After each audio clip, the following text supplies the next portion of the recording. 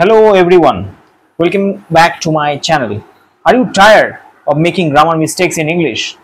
In today's video, we will cover 5 common mistakes, okay? 5 common mistakes Indians make and how to fix them. So let's get started.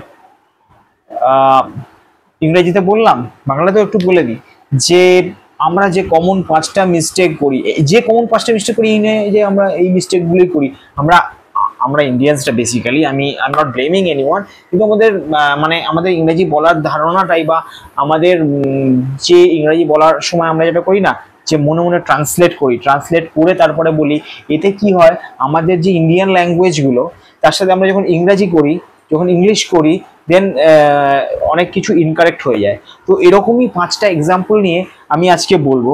তার মধ্যে দেখা যাক first এক্সাম্পলটা কি। ওকে, so first এক্সাম্পলটা হচ্ছে subject verb agreement এর example.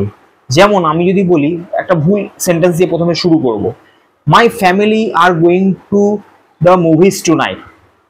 এটা কি ঠিক? My family are going to the movies tonight, এটা কিন্তু হয় না। তার কারণ হয় মাই ফ্যামিলি ইজ, বিকজ ফ্যামিলিটা হচ্ছে অ্যাজ এ হোল একটা সিঙ্গুলার থিং, এর প্লুরাল হয় না। ওকে, সিঙ্গুলার সাবজেক্ট বলে এটাকে। যেমন my family, this is a singular subject, it tax a singular verb. My family এটা কিন্তু সিঙ্গুলার ভার্ব ইজ নেয়, আর নেয় না, ঠিক আছে? So my family is going to the movies tonight, এটা হচ্ছে কারেক্ট সেন্টেন্স।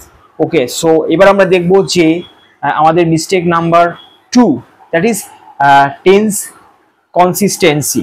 অর্থাৎ একটা যে টেন্স আমরা ইউজ করছি সেটা কতটা কনসিস্টেন্টলি করব।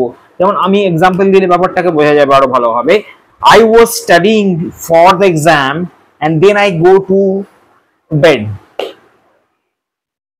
So I was studying for the exam and then I go to bed. একটু ভেবে দেখলে এটা কেমন হয় যে I was studying for the exam, so was studying বলছি, অর্থাৎ পাস্টের কথা বলছি, তারপরে বলছি and then I go to bed.